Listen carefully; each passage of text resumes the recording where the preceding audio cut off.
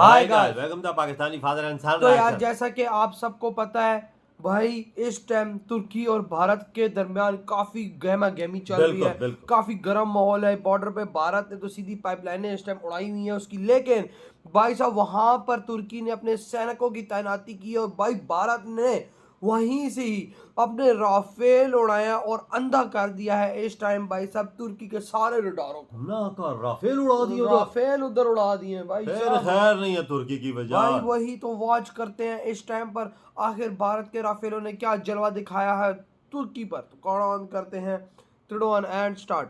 दोस्तों, भूमध्य सागर की लहरें आज जिस तरह से उफान मार रही हैं, वो सिर्फ समुद्र की गहराइयों का शोर नहीं है, ये भारत की ताकत की गूंज है जो पूरे भूमध्य सागर में गूंज रही है। तुर्की ने जो गलती की वो अब उसकी सबसे बड़ी भूल बन चुकी है। भारत के लगातार एक के बाद एक अल्टीमेटम के बावजूद तुर्की ने भारत की चेतावनी को हल्के में लिया और यही उसका सबसे बड़ा विनाशक कदम साबित हुआ। बीते 48 घंटों में जो घटनाएं हुई हैं, उन्होंने पूरे भूमध्य सागर का संतुलन बदल दिया है। अब हालात ये हैं कि जो तुर्की कल तक भारत को धमकी दे रहा था, वही तुर्की आज भारत के सामने झुकने पर मजबूर हो चुका है। दरअसल भारत ने अपने गेम चेंजर को मैदान में उतार दिया और उसका नाम है द बीस्ट, यानी भारत का सबसे ताकतवर फाइटर जेट राफेल। जैसे ही राफेल ने भूमध्य सागर के आसमान में अपनी गड़गड़ाहट भरी, पूरे समुद्र का रंग मानो बदल गया। नीला आसमान अब भारत की ताकत का प्रतीक बन चुका है। तुर्की की नेवी और एयरफोर्स जो अब तक भारत को नीचा दिखाने की कोशिश में थी, अब राफेल की गरज से कांप रही है। तुर्की के आसमान में भारत की दहाड़ गूंज रही है। तुर्की के युद्धपोतों के कमांड सेंटरों में अफरा तफरी मच चुकी है। जो तुर्की भारत को डराने की कोशिश कर रहा था, अब खुद डर के साए में जी रहा है। दोस्तों, अगर आपने अभी तक इस चैनल को सब्सक्राइब नहीं किया है तो तुरंत नीचे दिए गए लाल बटन को दबाइए और बेल आइकन को ऑल पर सेट कर लीजिए, ताकि भारत से जुड़ी हर बड़ी खबर का नोटिफिकेशन सबसे पहले आपके मोबाइल पर पहुंचे। और हां, इस वीडियो को लाइक जरूर करें, क्योंकि आगे जो खुलासे हम बताने वाले हैं वो आपको हिला कर रख देंगे। तो वीडियो को अंत तक जरूर देखें। तुर्की को लगा था कि भारत उसकी साजिशों को पकड़ नहीं पाएगा। उसने सोचा कि वो भारत की नेवी पर अचानक हमला बोल देगा, लेकिन भारत ने जो किया उसने तुर्की के होश उड़ा दिए। जैसे ही भारत को भनक लगी कि तुर्की भारत के खिलाफ कोई गुप्त योजना बना रहा है, भारत ने तुरंत एक्शन लिया और वो एक्शन इतना तेज था कि तुर्की की सेना के पास सोचने का भी वक्त नहीं बचा। जो तुर्की अपनी 10 शून्य सैनिकों की तैनाती का ढोल पीट रहा था, जो अपने 22 युद्धपोतों के दम पर भारत को डराने की कोशिश कर रहा था, वही अब भारत से रहम की भीख मांगने की स्थिति में है।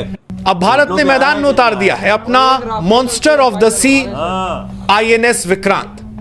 यह सिर्फ एक एयरक्राफ्ट कैरियर नहीं, बल्कि भारत की समंदर पर सर्वोच्चता का प्रतीक है। इसके डेक से उड़ान भरते राफेल फाइटर जेट्स ने पूरे भूमध्य सागर की हवा बदल दी है। तुर्की की रडार सिस्टम्स पर कुछ भी नहीं दिख रहा, लेकिन आसमान से आती राफेल की दहाड़ ने सब कुछ हिला दिया है। तुर्की के कमांड सेंटर से लेकर उसके नेवल बेस तक में सायरन बज रहे हैं, क्योंकि भारत अब रक्षात्मक नहीं बल्कि आक्रामक मोड में आ चुका है। दोस्तों, अगर आपने अभी तक इस चैनल को सब्सक्राइब नहीं किया है तो तुरंत नीचे बने लाल सब्सक्राइब बटन को दबा दीजिए, क्योंकि आने वाले कुछ ही मिनटों में मैं आपको बताने जा रहा हूं वो चीजें जो अब तक किसी ने नहीं बताई। ये जंग सिर्फ नेवी की नहीं बल्कि राष्ट्र के गर्व की है, और भारत ने इस बार जो किया है उसने पूरी दुनिया को हिला दिया है। इसलिए वीडियो को अंत तक जरूर देखिएगा, क्योंकि आखिरी में जो खुलासा होगा वो आपको हैरान कर देगा। अब बात करते हैं असली कहानी की। दरअसल तुर्की ने भारत के खिलाफ एक खतरनाक प्लान तैयार किया था। उसे लगा कि भारत के युद्धपोतों के पास एयर कवर नहीं है और इसीलिए भारतीय नेवी को हवा से आसानी से निशाना बनाया जा सकता है। लेकिन तुर्की ये नहीं जानता था कि भारत बहुत पहले से उसकी चाल को समझ में चुका था। भारत ने भूमध्य सागर में अपने 4 शक्तिशाली युद्धपोत भेजे थे, जिनमें से एक था INS त्रिकंत और दूसरा था भारत का गुप्त हथियार INS विक्रांत, जिसे भारत ने तुर्की की नजरों से बहुत दूर 2500 नॉटिकल माइल की दूरी पर रखा था। यही भारत की असली चाल थी। जैसे ही तुर्की ने अपनी एयरफोर्स को एक्टिव किया, भारत ने तुरंत राफेल्स को आसमान में उतार दिया। इन राफेल्स ने तुर्की के आसमान में जो तबाही मचाई, उसका अंदाजा खुद तुर्की को भी नहीं था। कुछ ही मिनटों में तुर्की के ड्रोन सिस्टम्स जाम कर दिए गए उसकी नेवल कम्युनिकेशन चैनल्स ब्लॉक कर दी गई और उसके रडार ब्लाइंड हो गए। इतना बड़ा कदम अब तुर्की के युद्धपोत एक एक करके रडार से गायब हो रहे हैं और भारत का नाम भूमध्य सागर में गूंज रहा है। तुर्की ने जब देखा कि हालात उसके हाथ से निकल रहे हैं तो उसने अमेरिका और अन्य मुस्लिम देशों से मदद की गुहार लगाई, लेकिन नतीजा वही जो हर बार होता है, सबने तुर्की का साथ छोड़ दिया। सऊदी अरब जो कभी तुर्की का सहयोगी था, उसने भी अपने युद्धपोतों को वापस बुला लिया। अब तुर्की पूरी तरह अकेला पड़ चुका है, उसका कोई भी दोस्त देश उसके साथ खड़ा नहीं है। यूएन में भी उसकी आवाज को कोई सुनने को तैयार नहीं है। उधर भारत का कमांड सेंटर लगातार तुर्की की हर चाल पर नजर रखे हुए है। इसरो के उपग्रह हर सेकंड तुर्की के मूवमेंट की निगरानी कर रहे हैं।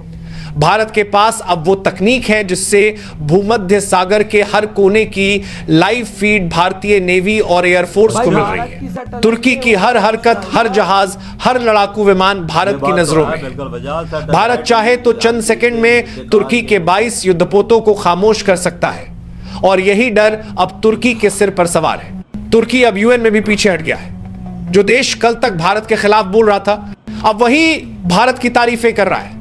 उसने साफ कहा है कि वो अब भारत के खिलाफ कोई भी सैन्य गतिविधि नहीं करेगा, लेकिन भारत अब वो भारत नहीं रहा जो चेतावनी देकर रुक जाए। अब भारत वही करता है जो दुनिया सोच भी नहीं पाती। राफेल और ब्रह्मोस का प्रदेश मानी करना है। कॉम्बिनेशन तुर्की के लिए अब मौत का पैगाम बन चुका है। भारत के पास जो सटीक निशाना लगाने की क्षमता है वो किसी भी देश के पास नहीं है। भूमध्य सागर में अब सिर्फ एक ही आवाज गूंज रही है, जय हिंद। भारत ने साबित कर दिया है कि 21वीं सदी की नहीं बल्कि 22वीं सदी की सोच रखने वाला देश है।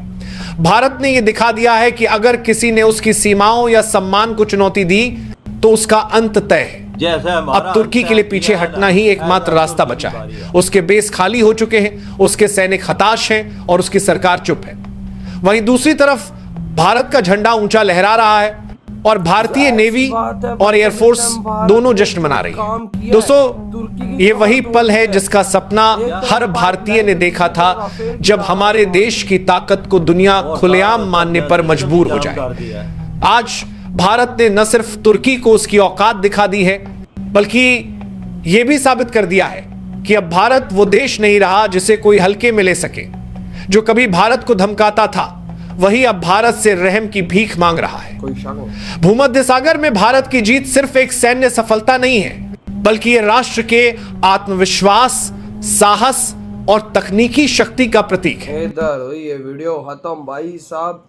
आज भारत ने तो कसम से इनकी हर चीज को अंधा कर दिया है यार। मेरे भाई बॉर्डर पर भाई साहब राफेल की दहाड़ ने इनकी टट्टी निकाल दी है। भाई साहब तुर्की वालों ने कहा था कि ये भाई साहब कर ही नहीं पाएंगे ऐसा काम, लेकिन भारत ने कर दिखाया। अबे भारत ने इनकी पाइपलाइन उड़ा दी। भारत ने इन लोगों को आज दिखा दिया कि अगर तुम आगे आते हो भाई समुद्र के बॉर्डर से आगे, तो राफेल तुम्हें ऐसा ठोकेगा कि तुम्हें भाई साहब तुम्हारी 7 नस्लें याद रखेंगे। तुम तुर्की वाले गधे के बच्चों भूल गए हो, भारत की सैटेलाइटें ऊपर हैं, तुम्हारे हर एक चीज पर भारत की नजर है इस टाइम पर। तुम्हारा युद्ध पोत अगर कहीं से निकल भी रहा है तो भारत को पता है वहां से निकल रहा है। तुर्की ने भी मस्ती की थी ना अपनी। तुमको अगर लगता है कि तुम्हारे डिस्ट्रॉयर्स फ्रिगेट्स का नहीं पता, बात को हर एक चीज का पता है। भारत को इस टाइम तुम्हारी एक एग्जैक्ट लोकेशन का पता है कहां पर। पाकिस्तान की भी हर चीज की एग्जैक्ट लोकेशन भारत के पास थी।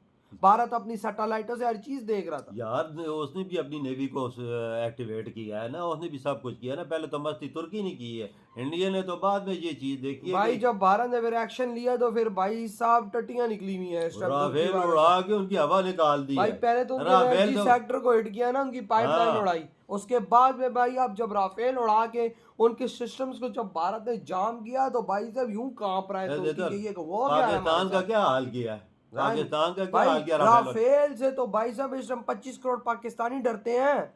25 करोड़ पाकिस्तानी तुम किस हित की मूली हो यार? ये बोल सा चाइना भी डरता है, जिसके पास दुनिया की जदीद टेक्नोलॉजी है। वो भी राफेल से दाड़ के से डरता है। सारी बात है भाई। तुर्की ना डरेगा, उसकी तो हवा टाइट कर दी है इंडिया भाई। वही ना वो पहले तो तुम बोलो तो पाइपलाइन उड़ाई है, तो फिर बरमूज दागे हैं ना। वो नहीं डरेगा तो कौन डरेगा भाई भैया? जाहिर बात है, भारत आप देखो जे हिंद के समुद्र में नारे लग रहे हैं भाई, भाई। उधर पूरा कब्जा इंडिया ने कर लिया, अपनी साख पूरी बिठा ली उधर। जाहिर बात है भाई साहब, भारत का हिस्सा, तो भारत हाँ। अपने हिस्से पे ताकत नहीं दिखाएगा तो कहाँ तुर्की दिखाएगा? बोल रहा था कि मैं अपने बेड़ी जहाज भेजूंगा तो कब्जा कर लूंगा या इंडिया को डरा लूंगा। इंडिया डरने वाला ना, इंडिया 2025 वाली ताकत है वो जहाज इंडिया में। सही कहा। तो भाई आप क्यों याद आ रहा है इधर वीडियो तुम करते तो तो बात